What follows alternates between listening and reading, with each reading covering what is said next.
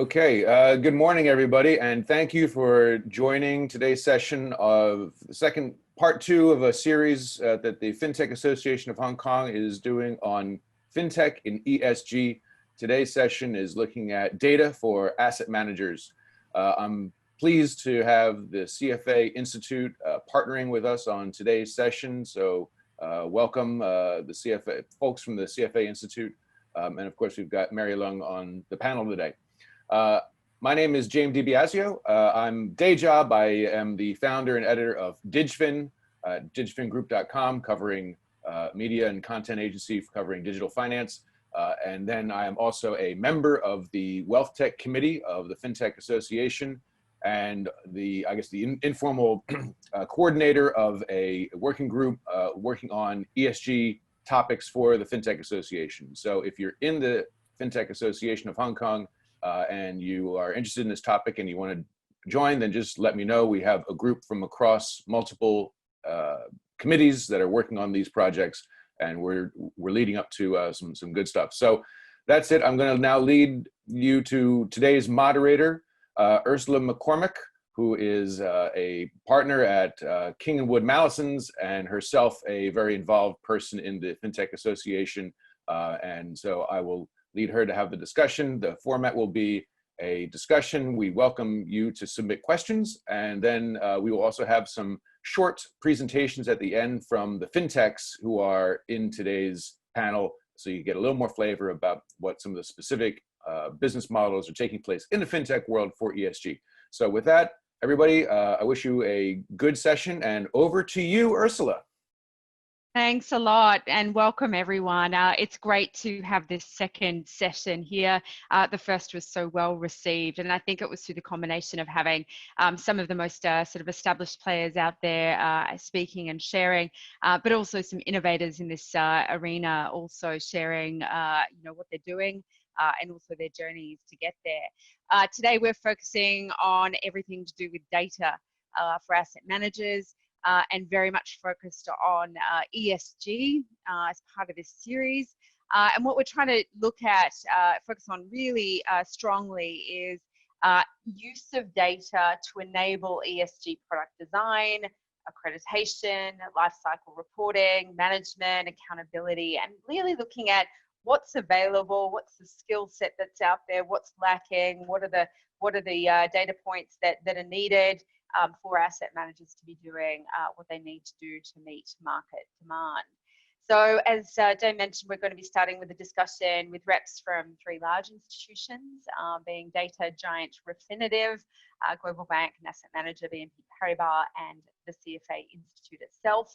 And we'll be hearing from 3 really innovative players, Catalyser, Arabesque, and Bluefield. And what's especially exciting for me is that we won't just be talking about the E in ESG, which is of course incredibly important, but we'll also be focusing on S and G, which are increasingly requiring standalone assurance, either because a certain product focuses on them or a company focuses on them, or indeed because it's an essential component of any E product. And that latter use of S&G is what I'm seeing most, is that E projects also need to be able to assure that the social and governance side are covered.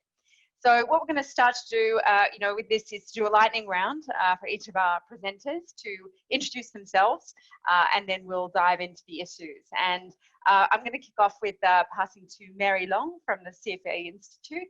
Mary, over to you. Hello, good morning, Ursula, and good morning to all our participants. Thank you for this wonderful opportunity to talk about FinTech and ESG. I'm Mary Leung, CFA from the CFA Institute. For those of you who are not familiar with the CFA Institute, we are a non-profit mission-driven organization. Our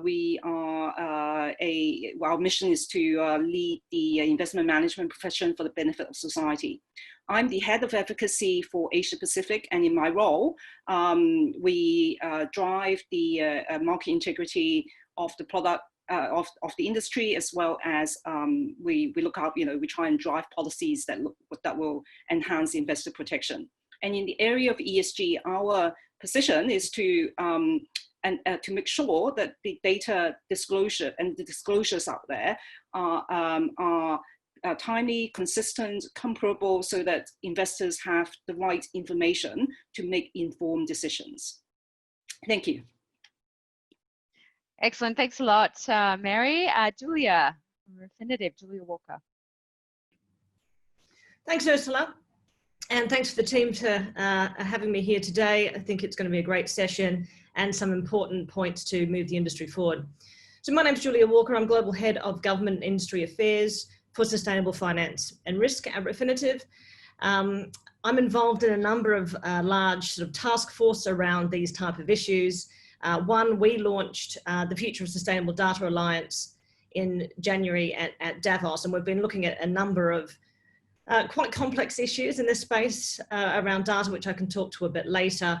And for the last 2 years, I've been involved with the UN's task force of digital financing of the SDGs. So really starting to look at how do we harness technology that's coming online, how do we use FinTech, how do we integrate RegTech into SDG tech, or how do we start really integrating environmental and social factors into the financial system more deeply. Refinitiv is one of the largest market providers of data. From an ESG perspective, we cover 9,000 companies and have probably the most transparent data set in the globe. So really keen to be involved in this discussion today, Ursula. Fantastic. And I believe that Gabriel from BNP Paribas may be running late. So perhaps we'll go straight across to our innovators. And Angela Kwan, I'll start with you. We will have a reasonably long session to hear from you a bit later on, but just a quick intro would be great.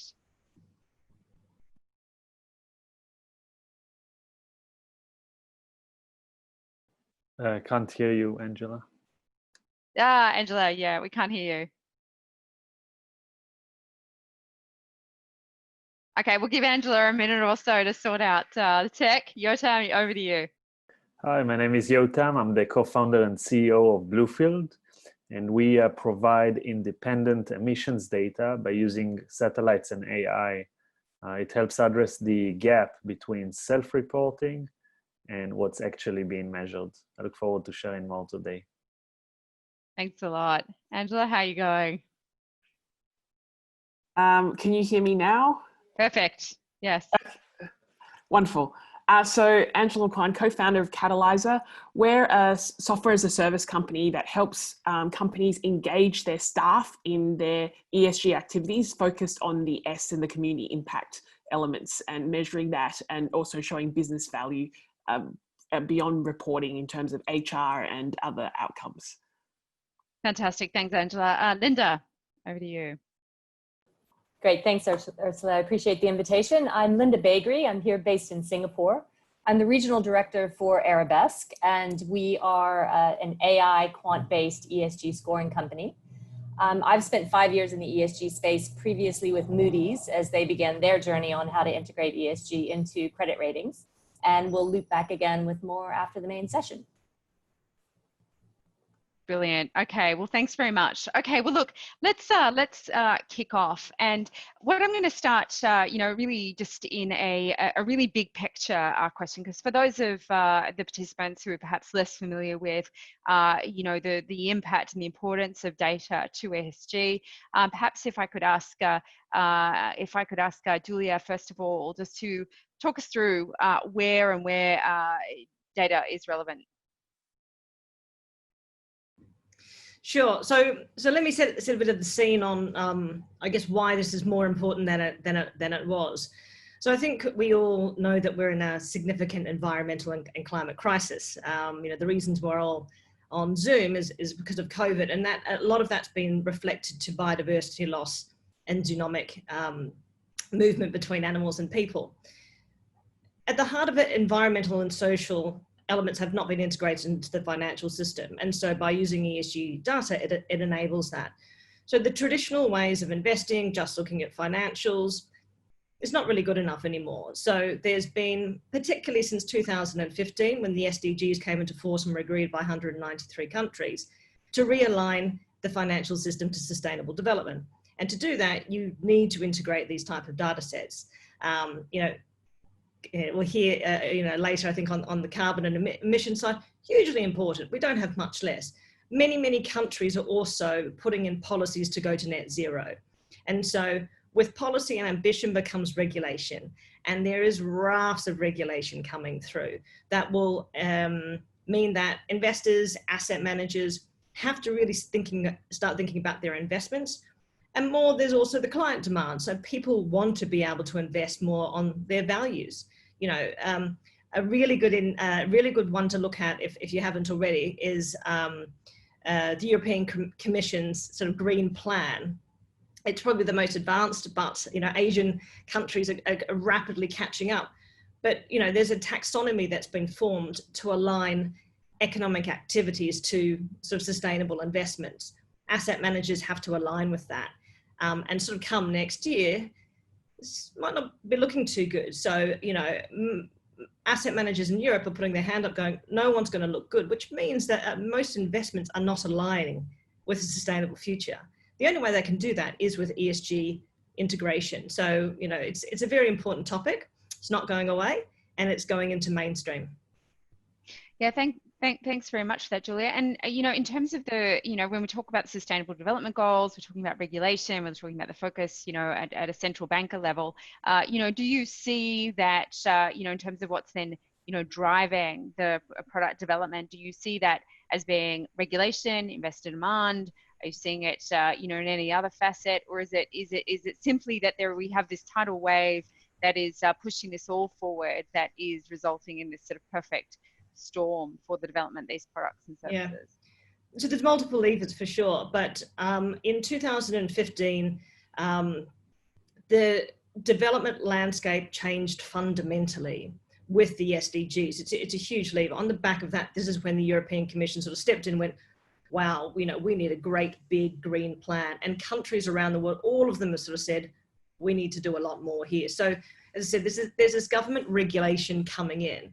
And look, what is most interesting, and I just published a report on this on Monday, which is called The Role of Data in Sustainable Investment Policy and Regulation. It's now coming in at the central bank and prudential level. And so, you know, you've got, 67 countries that have now joined the Network for Greening the Financial System, and they are now coming up very strongly saying climate risk is a source of financial risk. So we don't want the financial system to collapse. We're going to have to integrate climate risk into considerations. And also what's coming in and is percolating, that will definitely be enforced by next year, is biodiversity. I mean, we've left that alone for far too long, you know, and we will have collapse of food systems. We can have collapse of ourselves. We have an existential threat if we don't start integrating environmental and social factors into our financing decisions. We need to be financing the right things for our future. Yeah, thanks, Julia. And then if we're going to sort of drill down a little bit further, because this will become really relevant when we talk about the importance of data, you know, what you know, can you give us some sort of concrete examples from the, you know, what are the Sustainable Development Goals that are you know, that are becoming so important for asset managers in terms of the design of their products and frankly their investment targets? So I think all of them are important, but 40% can be mapped to GRI disclosures, so 93 of them, and a number of asset managers are now building portfolios and frameworks to align to the SDGs. You will see a lot more SDG investing on specific thematics. Of course, climate action, you know, that SDG is first and foremost. How do we decarbonize? How do we transition to a low carbon economy? So that would be a key one. But as the role of the private sector grows, I mean, there's big acknowledgement the private sector has to do more. They will have to be looking at more SDGs. So when the SDGs came out in 2015, 95% of asset managers said that they were going to be aligning their investment. You know, we're 4 or 5 years on, and that's gone down to about 30%. So I think there was a lot of enthusiasm, but then the implementation has been harder. And I think this is what we'll address today. You know, there was a lot of willingness, but it's actually really hard to sometimes integrate a lot of these ESG factors into portfolios. And that's what's happening today. And, you know, it's great to see sort of so much innovation happening in this space.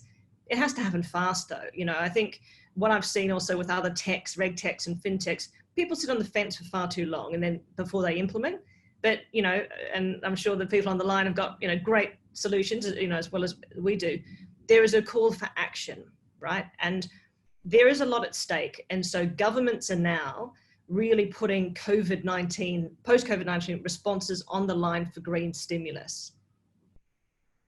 There will be winners and losers of this. And so if your financial sector is not moving forward, you could be left behind. Yeah, thank you. Okay, so I'm going to just bring in Yotam here, if you don't mind. Could you just talk us through the structuring of products that respond to these goals, these targets, these new regulations, and what you've had to grapple with as far as data is concerned? Yes, absolutely. So it's all of the decisions that we're trying to make. It's all based on the financial institutions and the government looking at data and saying, okay, what should we invest, or what should we incentivize or penalize? But then either the data doesn't exist, or it's wrong. It's not. So in the context of my specialty, when it comes to emissions, especially methane emissions, for example, from the oil and gas, they just calculate how many valves they have in the operations, and then they do, okay, if that's the case, then that's how much emission we have. But they have no way to factor in the leaks that they're having. And that's where the new technologies like satellite-based direct measurements come into place, because the satellites, they don't care which company or which country, they just see the emissions. We analyze that and we attribute it to the company, and we are able to show the gap between self-reported and actual emissions. And I think with that kind of data, we just don't have to fight climate change blindfolded as we're doing more or less today. Yeah, thanks, Yotam. And then, turning to you, Linda, we both from, you've come from Moody's, as I understand. You're now here with Arabesque, and this is front and center for what you do as well. And what challenges do you see in relation to where we are at the moment with data sources, with the use of that data in developing appropriate accreditation? What are your sort of thoughts on that? Well, I would say the conversation has moved dramatically. It's certainly getting more urgent. As Julia said, we are seeing more SDG funds getting launched. So the questions we're getting from investors are a lot more penetrating. And I think the message over and over again is it is hard. We don't have all the data we need, but we are constantly sourcing new data, testing it for reliability and any sort of indication it could give to investors, and then incorporating it in our products as and when it's useful. I think what's been interesting to me is the tone of the conversations I'm having with investors is completely different. Yesterday, literally, I had a conversation it started with, how do I invest in the best ESG aligned gold miners? And it ended with, maybe I don't want to be in this sector. And that's what we've seen in the oil and gas space, but it's really interesting to see that sort of quantum shift amongst investor thought patterns when they look at what data is available and what is the data telling them.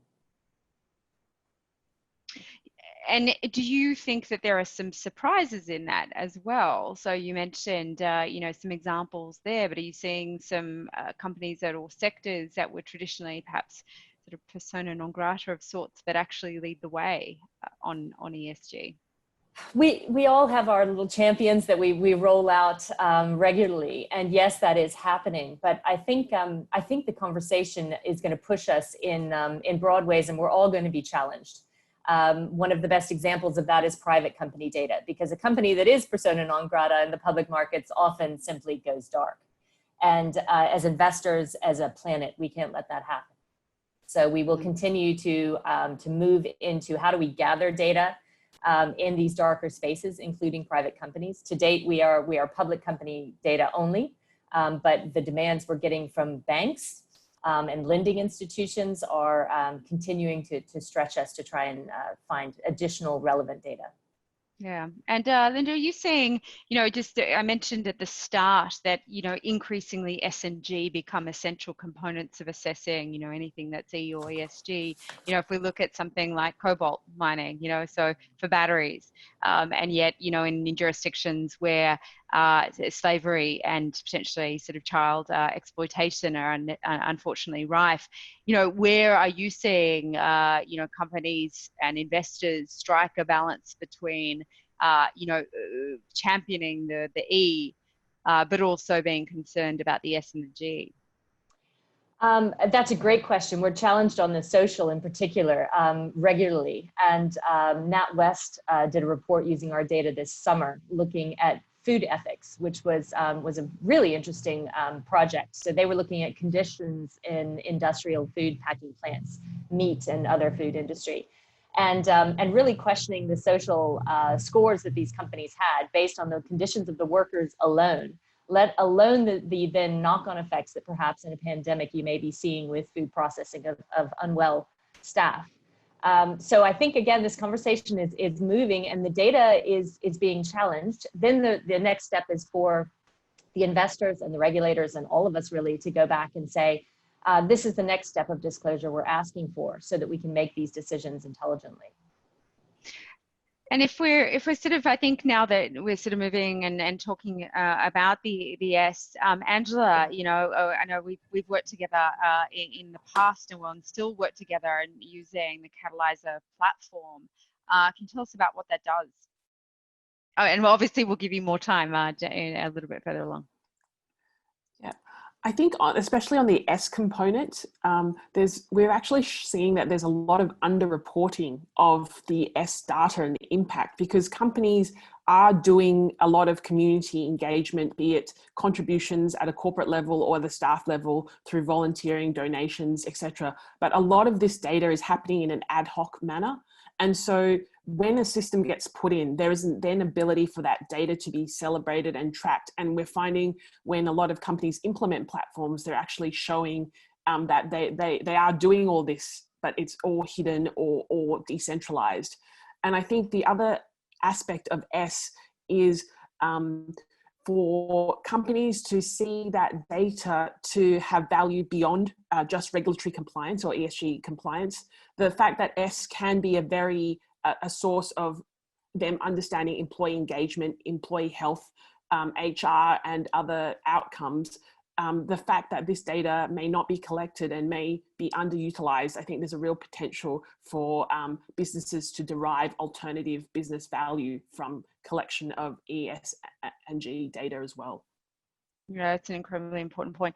Julia, just looking back to you just on this question, one of the feedback points we've received from clients who are designing ESG products is that when they're looking at the S component, when they're looking at human rights considerations, they really are at a loss as to what they ought to be considering, just really in terms of factors generally. Ought they obtain a report from Amnesty International? Do they need to get people there on the ground, monitoring from across the street as people go in and out of work? What sort of standards do you see? Both at the sort of, in terms of what's actually happening, but also what's expected and what you believe ought to be, there. Thanks, Ursula. So it's interesting. As you might know, I used to run our risk business here in Asia, so we looked a lot at the S side of things, modern day slavery, human trafficking, etc. What's been interesting is that some of the analysis that we've done is that not many companies in Asia, it's only 1 and 2, will actually do any screening of their supply chain. And so, it's not just about having an ESG sort of data set, it's about understanding who you're doing business with. So if people aren't doing that type of supply chain review, they're easily doing business with bad actors. And so that's one thing. So in response, we did produce sort of a new offering, which is an ESG EDD report. So if you're doing business with anyone, we'll give you all the financials, all the data, but then all the environmental, social controversies, everything. What I found in some of the analysis of the last couple of years is that the technology and sometimes the data is there, people just don't want to pay for it. It's the same as anti-money laundering, you know, and all those sort of type of thematics. You know, there's a will, and there's often an aspect of regulation and compliance. Will I just comply with the law, or will I go a bit above and beyond? And it's interesting because on that regard, the OECD and many regulators are going, you know what, companies are not doing it themselves. We're having more lighter regulation, but companies are not doing it. So, you know, on the social side, more data is coming online. So we actually recently pulled in SigWatch. So SigWatch is a FinTech that's looking at controversies and reputational issues more on the social front, and we've sort of pulled that in, and so our clients can access that data. So it's a two-way street. So with more people caring about it and wanting to sort of pay for it, there will be a lot more that, you know, that is there. But of course, there's a lot more to be done. Out of COVID, there will be more focus on social. We're starting to see it across the stack, but the data is still a bit patchy on that side. So there's been a lot of focus on environment, but we're going to be in a tough situation for the years to come. So there'll be a lot more on the S. With our alliance, the Future Sustainable Data Alliance, we've been looking at a key question, which is what are the data needs for sustainable investment out to 2030? So not really looking too much at disclosures. You know, we'll let the GRI and SASB and all those great actors do what they do. But what else? So what's the role of spatial finance? You know, we definitely need to progress there and link geospatial data to asset level data to start seeing, you know, what's going on there. We need to do a lot more on biodiversity. We need to do a lot more on social. You know, what is the role of the state? That's going to change. You know, we probably want more disclosures on, obviously on diversity, but you probably want home working. You'd want new disclosures now starting to be built. And how do people take care of their people if you're all working in your home? So I think there'll be lots of new data points that are coming, but that needs conversation. You know, I'd like to sort of hear from Mary a little bit about preparedness, you know, for this. But before I do that, Julie, just one follow-up question, which is, you know, you mentioned the ESG-EDD reports. You know, are you seeing demand for those reports? Is it just product developers? Is it the general banks who just want to know who they're dealing with and need to be thinking more broadly reputationally? We're seeing some demand. It does correlate with regulation, you know, and we've seen that so strongly in the anti-money laundering CFT space. If there were strong regulations and enforcement by a regulator, then companies would do it. You know, across Asia though, on the ESG side, there is so much movement happening. You know, in some countries, the reflection is they've done more in the last you know, I think this is something in January, the last 3 months, they've done the last 3 years. And so Asian countries can move really fast. You know, I think people need to invest more in this. I mean, I haven't seen many new sort of jobs in Asia. You know, I have a lot of people contacting me that are very keen to get into this area. Where are the roles? You know, this is very important. People should be hiring. People should be hiring a lot more people to look at this. And to be honest, I've just started to see it. There's a lot of the key firms now bringing in environmental social risk experts, which is brilliant. And that's what you need. You need, you know, we need to build the skill set, but there needs to be the jobs for these people that want to work in this sector. So a perfect segue over to you, Mary. You know, how do you think the asset management sector is prepared or not prepared for assessing the data, for being ready, for having the experts available at its fingertips to be able to really use the data and then start to create investment products from it? Thank you, Ursula, and thank you to my fellow panelists for the sharing. So my perspective is slightly different, because when I speak with our members, both in the region and around the world, it's the lack of the data that they're complaining about that prevents them from integrating material ESG factors. So, you know, we're seeing different arguments as to why maybe ESG AUM hasn't really taken off, especially in this part of the world.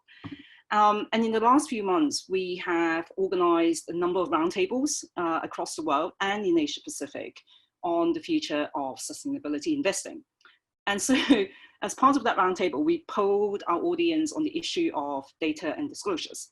And the top two most selected statements were as follows. The first one was that the rise of alternative data will make sustainable analysis more robust. So that was the most selected statement globally and in Asia Pacific. The second statement that was most selected was that sustainability is an area where human judgment and active management will thrive. Okay, now in Hong Kong, the results were the same, but the order was flipped. In Singapore, the results were exactly the same. What does that mean? Okay, I think what it means is that even if the availability of data catches up in the views of the asset management profession, it catches up with the demand of the practitioners, there will always be an element of judgment. And when it comes to evaluating an investment opportunity or asset allocation, when we're making an investment decision, data is having the right data, having high quality data is important, but you need to have the judgment side to complement the data and enhance each other. Data alone is not sufficient. And the key, of course, is to obtain high quality, reliable data that will allow you to make informed decisions that can allow you to overlay your qualitative interpretation. And a lot of our practitioners, a lot of our members, a lot of the practitioners are telling us that they feel that if they get that part right, that is a competitive advantage for them. Okay. Now, in terms of data, they feel that obviously, I'm very glad to hear that there's so many solutions out there. That I think a lot of you are light years ahead.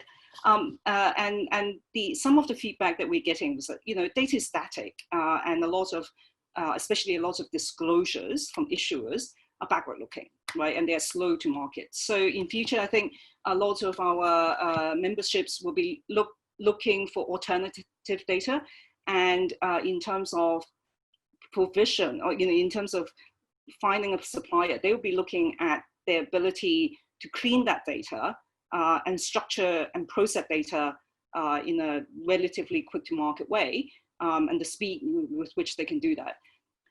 Some members are telling us that ESG ratings will become less important because they really want to get into the weeds. The best portfolio managers, the best analysts want to get into the weeds and plug in the raw data into the systems and start building their in-house research capability. So to your question as to how prepared they are, I think again in Asia, all things are relative. Probably because of the diverse nature of regulatory regimes, there's not a uniform drive. The provision of data by issuers is not as uniform as one might like. If we look at larger blocks like the US or the EU, we don't seem to have that. Our diversity may be a hindrance, right? So a lot of people are talking about harmonization, and lots of people are talking about how do we compare data across markets and across sectors. And I'll finish this on the note about using technology to provide more data. We did a FinTech survey a couple of months ago. It's a follow-up on the survey that we did 4 years ago. And from the asset management profession side, the verdict on things like machine learning and AI and big data is still not quite as convincing as maybe we would all have hoped. Most financial institutions are not using machine learning or AI or big data at all to estimate risk. And in the same survey, we also asked if firms were using big data or machine learning to conduct market research. And 58% of our respondents in APAC said no. So, I think there's still quite a lot of work to be done. And I think discussions like today are extremely, extremely useful.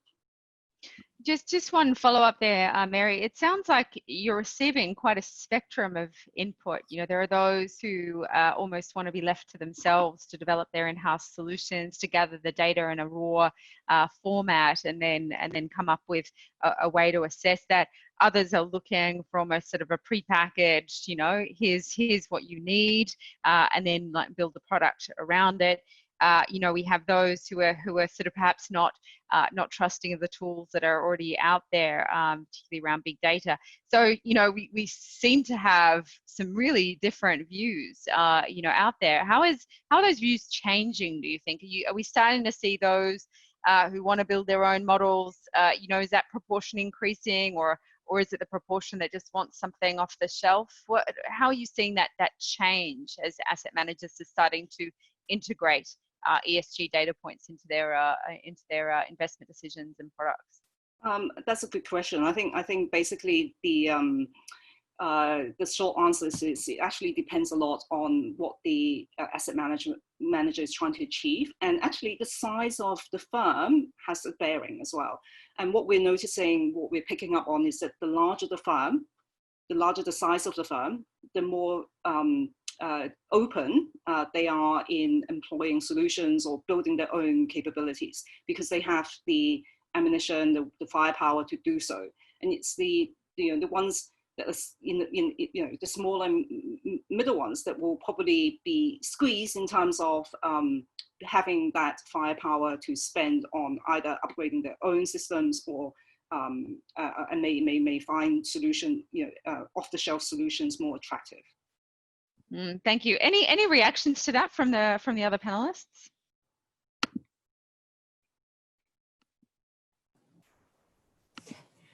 I certainly do. We absolutely don't believe that active analysis of ESG factors is going away. In fact, we're eager for the market to get more active in it. What we see, frustratingly, is so many firms doing the first mile of ESG analysis. And we would argue that you should be using that brain power a little further down the line. With regards to the question about building teams, that has certainly been accelerating. I completely agree with Mary. But again, it's the utilization of those teams. And there's some brilliant reports out there about what to do with the amount of data you can gather. MIT did an argument that what they were seeing across many of the asset managers was essentially what they called aggregate confusion. So you buy a lot of data and you sort of divide it, multiply it, and come up with your own number. But with different methodologies, that's fairly meaningless. What we would argue, I mean, State Street was another good example. They were using 12 data providers and had a very robust research function where they came out with 25 data products at the end of it. But each asset manager will come up with its own solution on that. And that's absolutely what active management should do, and increasingly passive management. But I think the reality is we're talking about holes in data a lot on this conversation, and those holes will be filled, we believe, exponentially. The mountain of data that you see today is going to be 10 mountains, literally within a few years' time. So is a human answer entirely the whole answer? We would argue no. So we believe that we certainly use SigWatch as well, that was mentioned by Julia. We believe that there are increasing data sources that are available that can give signals. And you need some layer of a pulse-taking analysis first, so that you can apply your brains in the right way on these questions. So that would be our sort of approach, is that big data is getting bigger, and you're going to need some more help. Yeah, and look, in terms of taking that pulse, you know, the feedback we hear is that, you know, this comes in waves of interest, you know, and all of a sudden it's the hottest topic, you know, of the century, and then it goes off the radar. Where are we at the moment in terms of focus on these issues?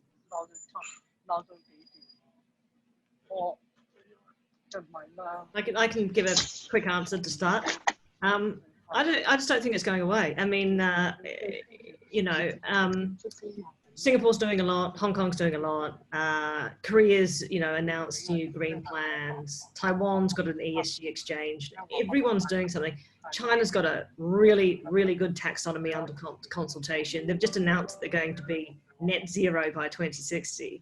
There is no chance this is going away. So I think there's been a lot of false dawns, but it's here to stay, and people better start getting cracking and integrating this. Okay, very good. Okay, well, look, so if we then just back to you, Mary, just in terms of what is the, I mean, what is the CFA Institute role in this?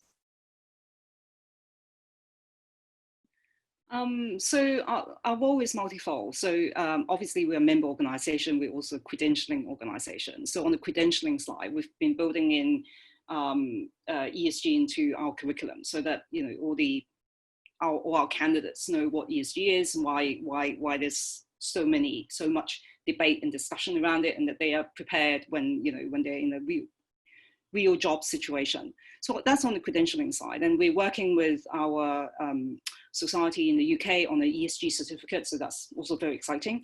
But there's also a continued education element, right? So for our professional members who've already got the credential, how do we make sure that they are up to date, they're current with what's going on? And again, sessions like, you know, and that's why we're keen to support sessions like this.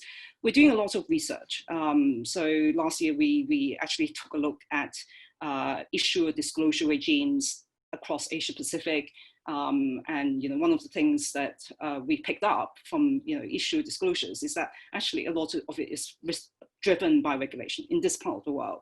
But when it's driven by regulation, the quality tends to suffer because people have a compliance approach to it, and issuers are not always they don't always understand the value proposition, and it's, you know, and the industry needs to be able to articulate better why it is, you know, good for issuers to be providing those disclosures, and how they can link their strategy to this whole debate about, you know, climate change and ESG, and that's missing. And I agree with Julie, it's not going to go away. How do we accelerate it? So that's one element of it. The other element is obviously, you know, how the industry is adapting. What changes are needed for, you know, teams, for expertise to evolve, so that firms are, you know, asset management firms are fit for purpose for this new era. And the third thing we're doing is also on the standard side.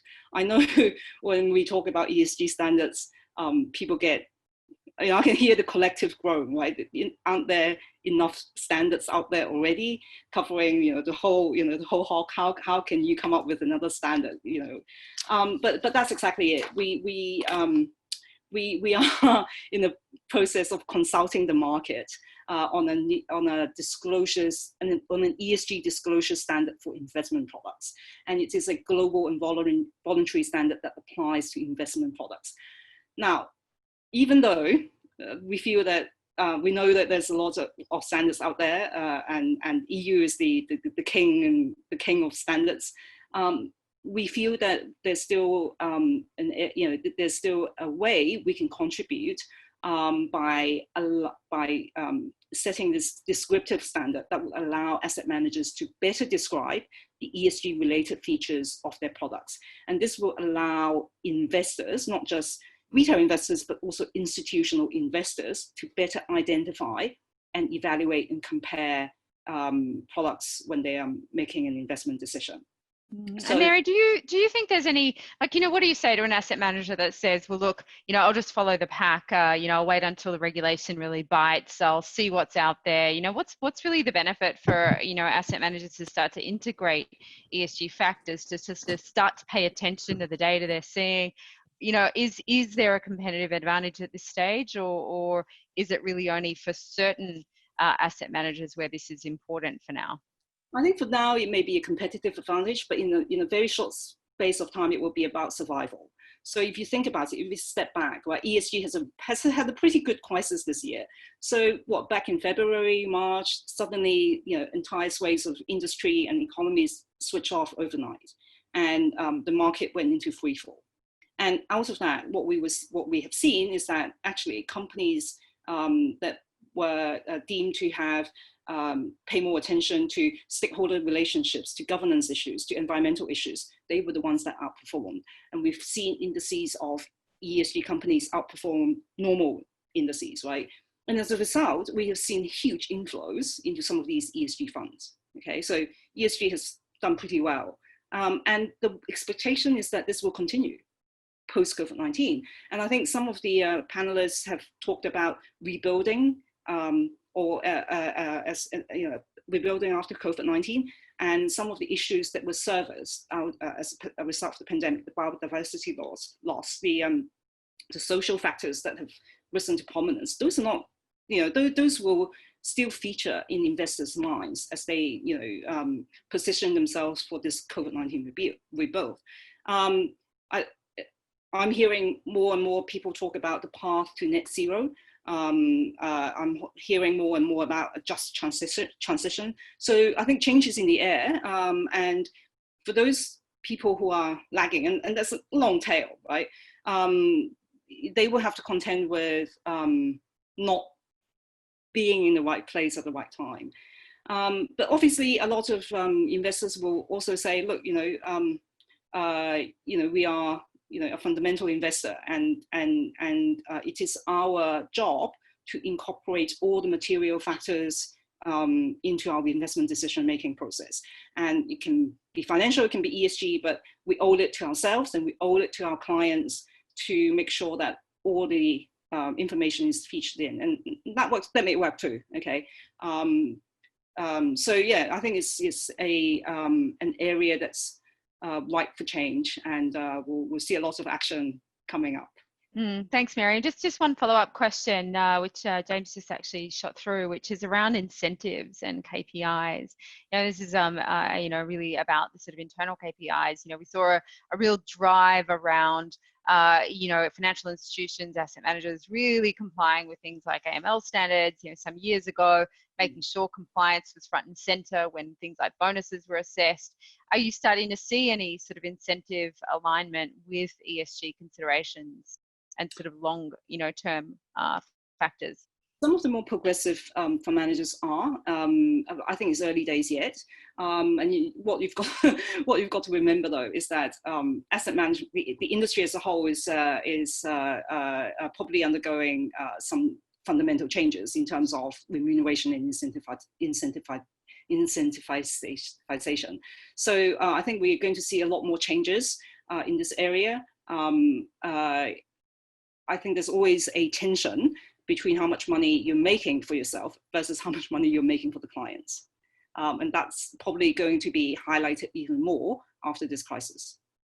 Okay. I want to actually go back to the point that was raised by you, Mary, I believe, which is around about this sort of, what data is actually available to help asset managers start to make better decisions, to respond to regulatory requirements.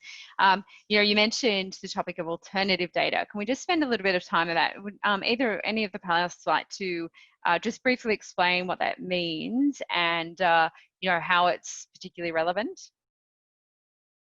Any volunteers?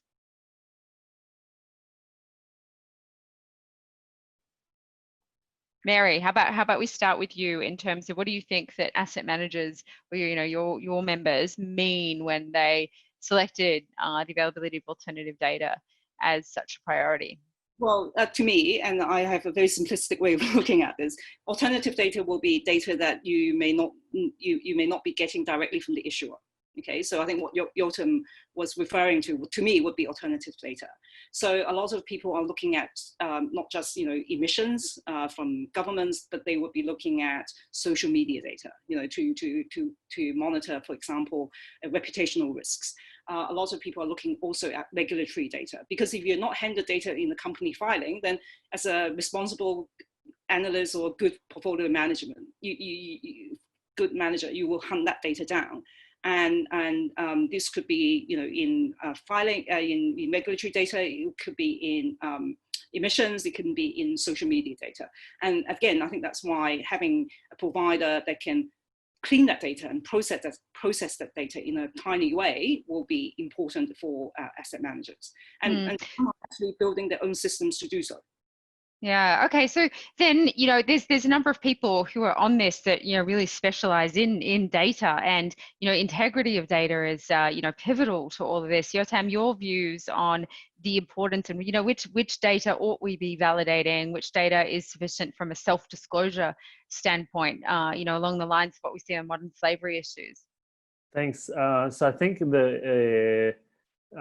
when we look at data, we start with a simple question. We say, how do we know if that data is incorrect, or what is the error margin on that data? And then if your answer is that we can't tell because it's self-reported, you could still start looking at just specifically actually going in just a one case and see what is the error gap. Like, for example, if an oil and gas company reports on some how they calculate their emissions, you could just talk with an engineer or go to a company with a team of specialists and just see in that company. And then if there is an error there, whether it's possible that there are errors elsewhere. And the exciting thing about the advancing technologies of satellites is that, of course, my company focuses on emissions, but you can do you can see mining operations going into natural reservations or all sorts of things. And it's as if you have on certain types of data or certain types of issues, it's as if you have a camera, a webcam inside the company. They have nothing they can do about it. For some companies, they like it.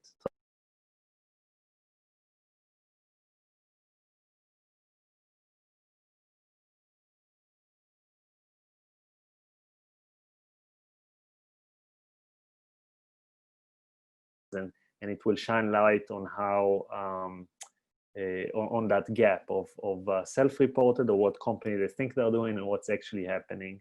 And the good thing is that it is not slow. It is essentially a live feed.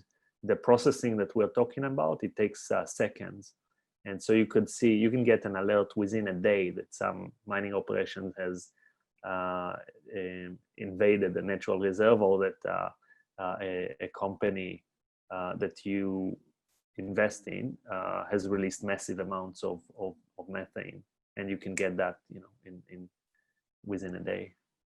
Brilliant. Okay, and this is the FinTech Association. So of course, technology is so front and center for what we're thinking about. I mean, it's interesting to hear from you, Mary, that AI, big data, not yet necessarily on the radar, or at least perhaps perceived as being immature at this stage for asset managers. But it seems like also technology solutions are also rapidly gaining pace. So we are going to spend some time to walk through those solutions that we have in front of us today. The final question, though, for this section, I will pause briefly for questions from the floor, is when things go wrong. So we have a perfect project, we have a perfect company, and we find out that there's something that is wrong. They've lied about something, or perhaps the situation has changed. Perhaps the ground rules have also changed because we've got a different awareness of what E, S, or G means. What are companies then doing? Julia or Linda, are you able to speak to that, or anybody else around what happens in practice when things change? Certainly. I'll take a first stab, and then Julia, please carry on. We work quite closely with corporates, and to Yotam's point, often we are telling them things that they didn't know are being reported about themselves. So often there will be NGOs that are more and more sophisticated in tracking data for corporates, and we're collecting that data, and then we work with the company to see the full spectrum of data that is available about them. And often they're so focused on what they've released, they're not aware of this sort of huge rest of the picture that the market can now see. We also work with them in their supply chain data. So we work with quite a few large European multinationals that have tens of thousands of suppliers to sort of loop back to that slavery in the supply chain point that came up earlier. So all of that is happening. And I just would say that fraud has always happened.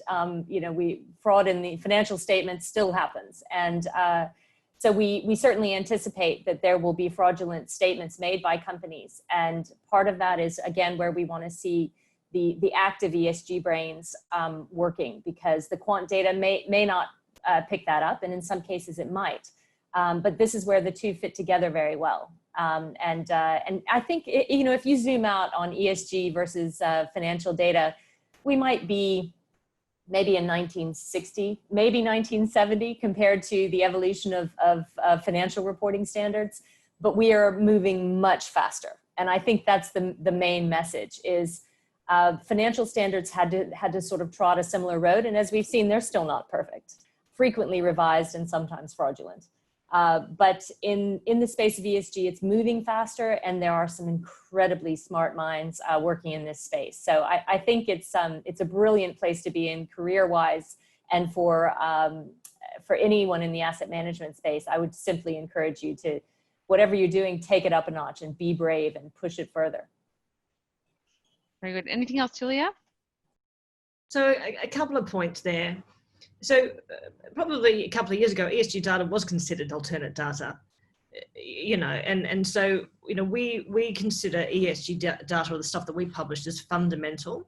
And we have something called the Sustainable Leadership Monitor, where you can see all the financial and non-financial information together. So the future is definitely sort of having fundamental ESG data sets. And there's still a lot of work on that. What's material for different industries, etc. And the WEF and IBC are going to be publishing a paper this week as part of the UN General Assembly and the sort of WEF Sustainable Impact Summit on what would be, say, 10 massive material pieces. And so they will go away. Then you've got sort of controversy scores that Linda was talking to, lots happening in that space, different alternate sets. We've talked a little bit about, spatial finance, and Yotam mentioned some of the problems there. There are problems there. It's very hard to connect geospatial data to an asset level data. But, one of the proposals that we've put forward in this Future of Sustainable Data Alliance is, can a company at least disclose where their assets are? If they can disclose where their companies are, where their big manufacturing firms are, we can do the rest. We can actually pinpoint, we can use the data to figure out what that asset's doing. So there are some steps along the way that we can do. And then I'll just touch on supply chain, and I'm going to mention blockchain because it's a FinTech, one.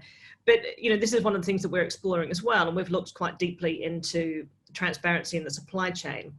For years has been trying to have best practice and, UN Kimberley processes to enable more transparency in the supply chain for child labour, all these things in the diamond mines. It didn't work. And you've got companies now and going, actually, we'll put the whole process on blockchain to enable a lot more transparency. And I'm seeing that all around the place. A lot of people saying, hey, I've got it all on blockchain. Some are there yet, some aren't, but they probably will be in 10 years' time. And so we will be in a hyper-transparent world by 2030. That's not going away. And that's why we're starting to look at that quite deeply, going, we can't figure out how to integrate it into the financial system right now, but we will. We will. And then disclosures will need to change, take into consideration the amount of data and transparency that you can have in a disclosure. But we will always be going past disclosures. Disclosures in 15 years' time will probably not be as relevant, but they're a really crucial stepping stone to get to the next place. Yeah, excellent points. Okay, before we pivot and hear from the three, I'd like to just check if anybody on the call would like to raise a question of our panelists at this point.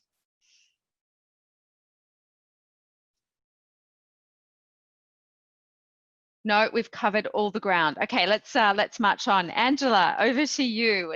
Tell us more about Catalyser, what you're doing, what problems you're solving, and really the role of technology in this. Thanks, Ursula, and thanks everyone for this really great discussion. So I think what we've talked about is a lot of strategic macro trends that companies are dealing with. And I guess as asset managers, everyone realizes that one of the most important resources in a company is their staff and their employees. Now, what we're trying to deal with at Catalyser is the fact that companies may sign up to corporate level ESG strategies and commitments, but how does that trickle down to the individual staff member who may not be an ESG specialist? How do they feel involved? And for a company, as asset managers, if a company is committed to ESGs at a high level, how does that reflect into culture and tactics that are happening from a day-to-day staff level? So the purpose of Catalyser is we're a software as a service solution where we provide customized platforms that sit within internal HR systems so that each staff member within a corporate can understand the ESG strategies of that company and get involved very tangibly in activities that range from payroll giving to supported charity partners that fall under certain SDG goals, or volunteering, skilled volunteering, and even modules to do with individual employee environmental impact. For example, being able to track the individual carbon footprint of employees, and then employees being to understand how that corresponds to the macro corporate ESG goals, and employees being able to be tangibly incentivized to take initiatives like reducing their own carbon footprint and donating to charities that might be able to help them with carbon footprint offsets. And so in terms of why this might be valuable for a company, as we've talked about, how company strategies translate to an employee level, that's one data set that we can measure, but that data can also correlate with other data sources. For example, employee engagement surveys. We talked about reputational alternative sources of data, reputational brand awareness and risks, how these employee engagements, say participation in ESG activities, volunteering activities, how that correlates with increased engagement and increased retention and attraction and even learning and development outcomes of staff. For example, staff doing skilled volunteering with certain charity partners, how that elevates them and helps them to develop themselves. So I guess the purpose of Catalyser is trying to translate these strategic ESG goals into activities that each individual staff member can engage with, understand and interact with, and providing data both at an individual level, so each individual employee sees their contribution, be it donations or volunteering hours, and how that can roll up to a corporate level analysis of seeing which staff types are more engaged, what are the topics that our staff care about, and how that can translate into corporate level strategies and selection of, for example, ESG initiatives or ESG community partners that a company might engage with. And then in terms of ESG reporting from a regulation point of view, we can see now that some of the regulations are calling for very granular KPIs, including things like how many participation rates, the dollars and cents and volunteering hours. Now, this data may seem very simple on the surface, but without systems, it's actually quite hard to track and scale, especially over multiple jurisdictions and across multiple employee types. And that's kind of one of the pain points that Catalyser is trying to address. And then I guess the final point is we talked about kind of the need for more talent and expertise in this space. Now, a lot of people join the community teams in corporates to run these initiatives, but what we're finding and what a pain point we're solving is they're being bogged down in doing very manual processes without systems, hours spent on spreadsheets, tracking donations, managing volunteering opportunities. No one signed up to join a CST team to do Excel spreadsheets like that. And so I guess one of the values of our system, and we've proven kind of 60% reduction in admin, is to try and use, to mobilize that talent to more high level strategic causes rather than having to do these very granular manual calculations. So in terms of Catalyser, we've been around for 4 years. We're based in Australia, but we have an Asia Pacific goal. We now work in 10 countries, supporting around 50,000 users, and we've helped to facilitate through our platforms over $12 million of impact through direct community support and volunteering impact as well.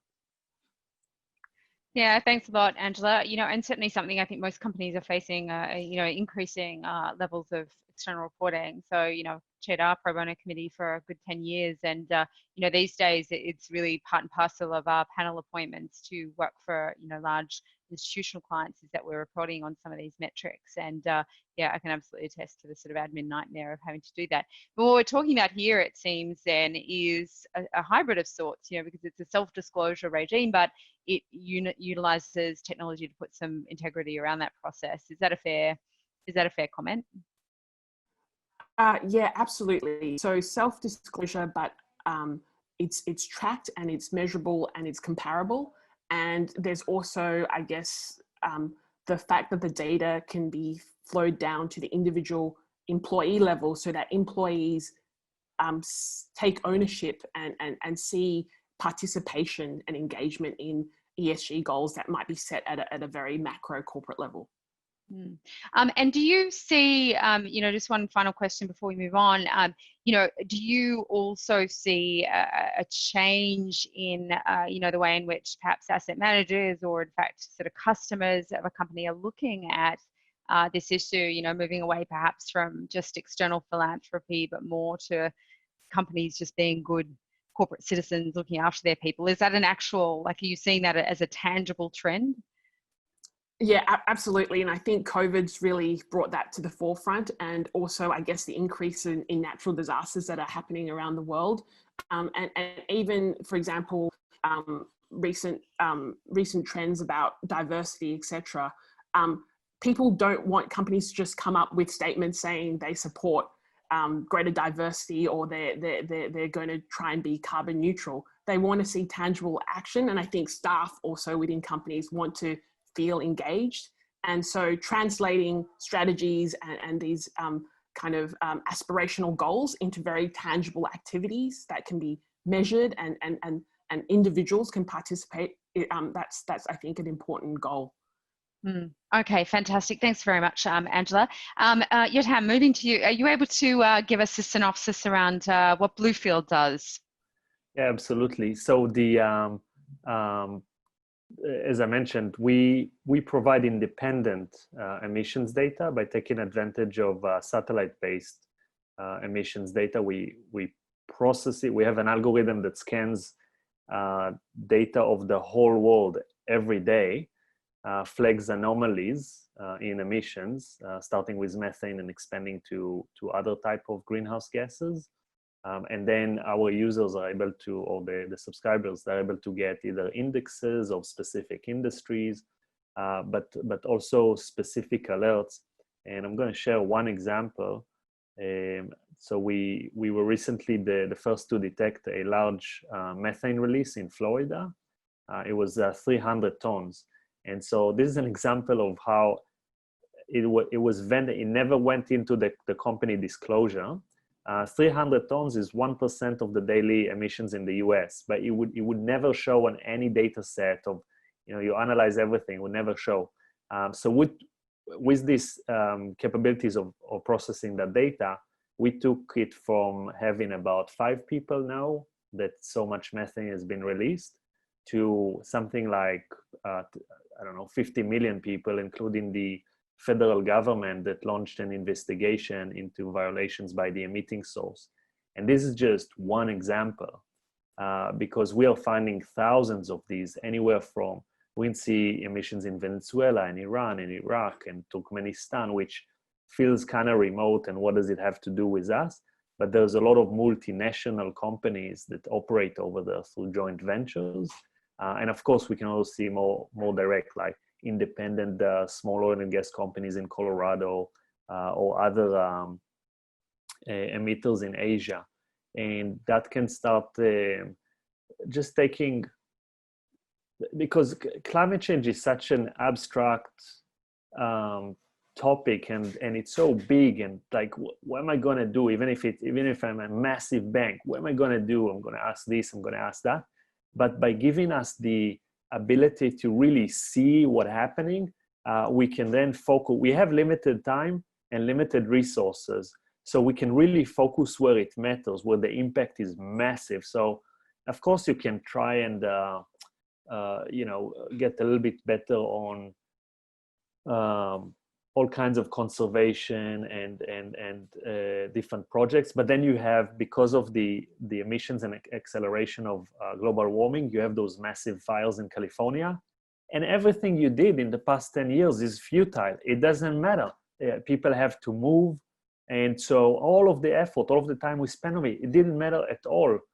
So we have to continue that, all of the efforts, but in parallel, we have to take advantage of this new data and go where it matters. If something is emitting 1% of the daily emissions of the US, like a single company in one day, let's go after that. Help them put the equipment and the technology to reduce these emissions. They exist, so we can just start prioritizing the data and the impact we can do when we take advantage of it.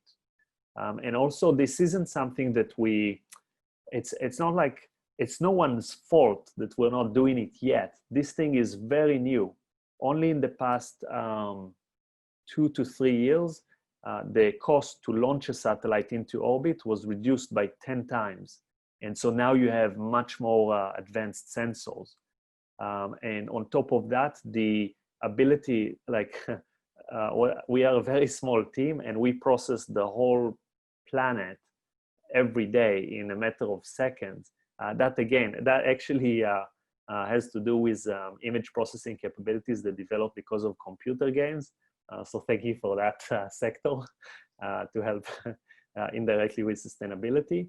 And also the optical components on those satellites have become much smaller, which much like 100 times more resolution.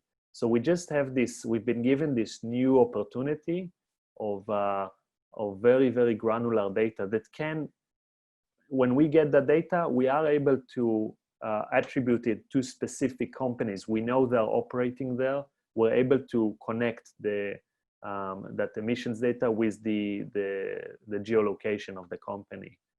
So it's very exciting, and I look forward to partnering with more stakeholders and increase the impact. Thanks, Yotam. And it seems like there's a combination here of regulatory drive, to have better sources of data and to validate it. But also, would you agree that there have been some instances of bad actors out there who frankly do lie, that there is a really a material risk of fraud out there? Yeah, and that's but the days are numbered, because you just can't do it. The data it's objective data. The satellite has no agenda. It just looks at it. The algorithm as well. It combines atmospheric parameters and say what it sees. And then, okay, you're operating just underneath that thing. It's attributing it to you. And so there is less and less that those bad actors can do. But at the same time, there's more and more that the good actors can do. Because if you think about it, it's the companies that are always competing. So channeling resources into improving their emissions or technology and upgrading it. And then just to be labeled, oh, you're just you're as bad as any oil and gas company. It's this incentivizing. And so with this transparency and the independence of this scientific-based data, you're able to start showing, okay, who's really making progress and who isn't. And I think investors will hopefully flock to the ones that are showing more progress, they're less risky, and that will start creating some momentum towards a better way we want to run our companies and planet. Yeah. Thanks so much, Yotam. And I suppose this is also a good segue to Linda. We've heard about the various ways in which we bring together data. We also heard earlier that this component of human judgment still remains important. So to differing extents, some things are objectively measurable, some things need some interpretation, even if they do come from a satellite. Tell us about what you're doing and your views. Certainly. If I could first just comment on a couple of things that both Angela and Yotam brought up. I thought there were brilliant points from Angela about using smart people to focus on what they should be focused on, but also both talking about some of the new data that may become available, just to loop back to that point on alternatives. Human resources data, human resources teams and companies are tracking many, many metrics that they're not releasing, and increasingly we can be requesting those to become public. And also national bodies that are tracking what's going on within their borders, but simply using it for maybe tax purposes. But many of the investment community would be very interested in that data. I came across yesterday a brilliant article about Amsterdam, which you may be aware is really trying to push ahead in circular economy work. And they were analyzing waste in the Netherlands as a whole, but particularly in Amsterdam. And waste is a topic that we're constantly getting asked for more data on, and the data is there. But in this analysis, what was fascinating is despite the sort of shaming of consumers over and over again, it's shown that the majority of waste is coming from companies. And in this analysis, 70% of all waste was coming from only 7% of companies. Now that focuses the mind if you're an investor. And I think that's what we're all about. It's finding decision relevant data that investors and individuals can use. And you're seeing this in individual platforms too. In the US, there are platforms like Open Invest and others, where you're able to say, I want my money to be invested along my values. And I think that's only going to accelerate. So I get quite excited about this topic, as you can tell. But to tell you more broadly about Arabesque, I do have some pretty pictures, but is anybody interested in pictures, or should we just talk through? We're always interested in pictures. Please feel free to share. We do have a marketing team that gets very excited about some of these images. So let me try to share them with you. But I'll just spend a very short amount of time running through Arabesque, who we are, what we do, sort of where we came from, and then flip it back to questions. So we began as a quant trading strategy. Can I check you can see the right slides?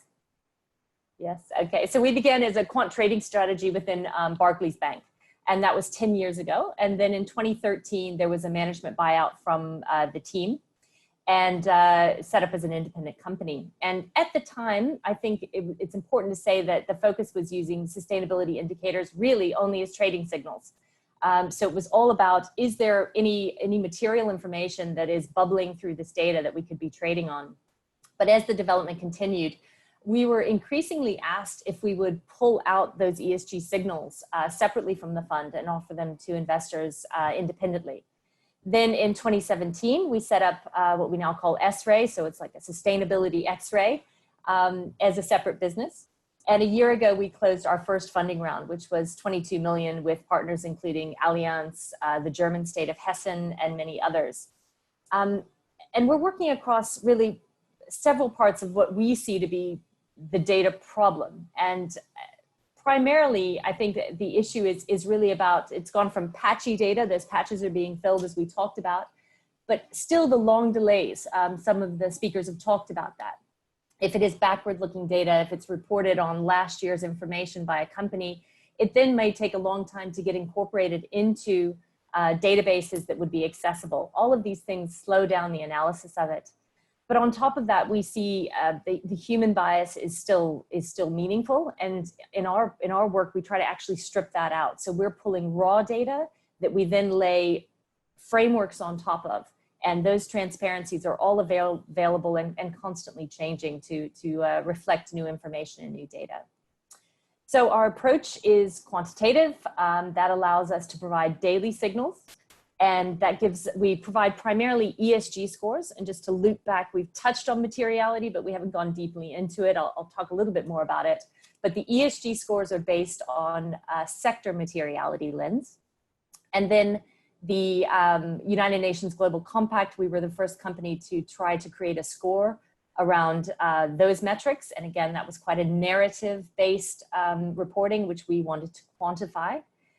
The founder of the UN Global Compact is our chairman, so quite a strong push for that. But essentially, these are the sort of 4 key lenses that we offer. The 2 I've mentioned, ESG and Global Compact, as well as a preferences filter, which is your revenue screens that investors still need to know, and a temperature score, which I'll talk a little bit more about shortly. So I think the important point on materiality is really, what does it mean to you? So materiality is subjective. However, when it comes to whether health and safety issues are as important at a bank as they are at a mining company, most of us can agree that that's probably not the case. So there is a baseline materiality that we assign to all of these factors. And that static materiality is the sort of foundation of our view of how to weight all of these many different inputs.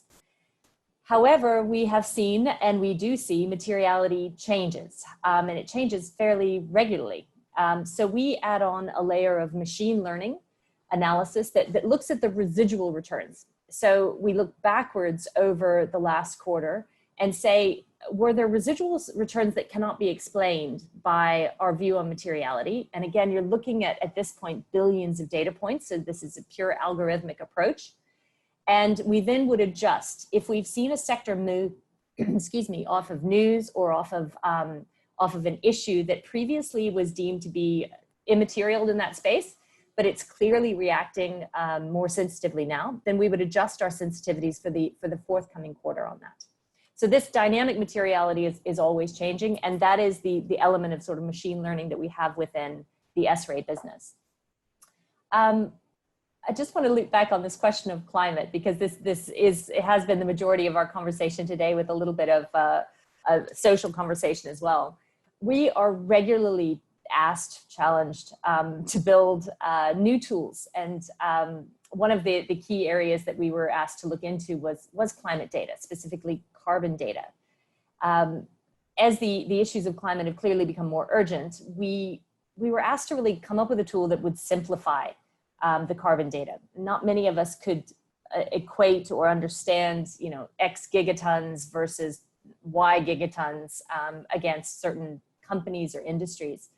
So last year we released our temperature score, which most people could instantly sort of get their heads around. The idea is to quantify a company's contribution to global temperature rise by just simply assigning it a degree Celsius. And the goal was absolutely to create a score that could be understood and then immediately used. So we collect the data directly, we capture the scope 1, 2, 3 data.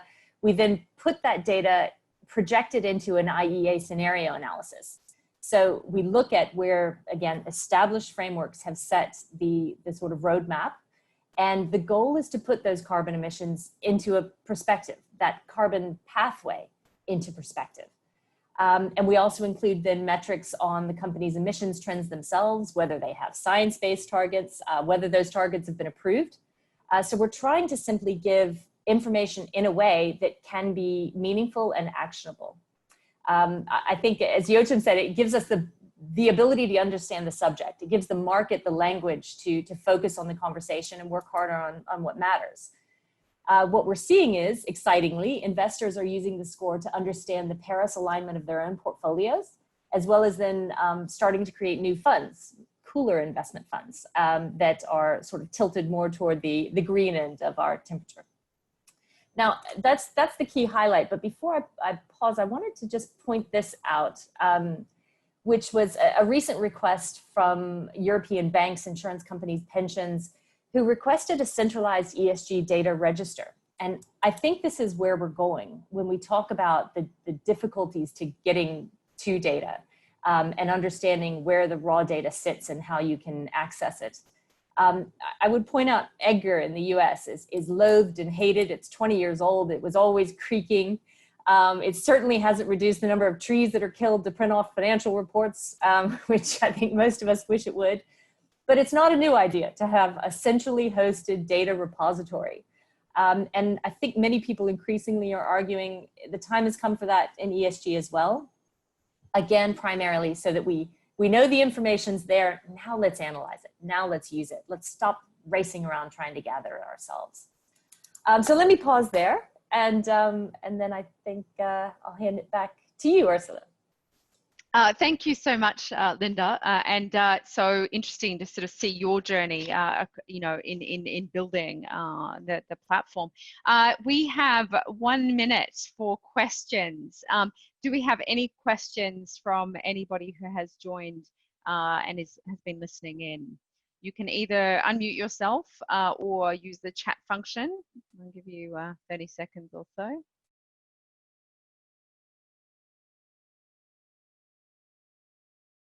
No, well, it's been comprehensive and clearly addressed everyone's questions. Well, look, you have the panelists' name and details. I'm sure they would be delighted to talk to you if you have any further questions. I can see some materials have been posted in the chat, you know, let me thank all of our panelists today. Certainly very insightful and great to see such a cross section of views and perspectives. So thank you all for joining today. And, you know, we'll see you very soon. The next session really being about the sort of next part of data. We're going to be talking about AI, I believe. So stay tuned. Thanks, everybody. Brilliant. Thank you. Bye.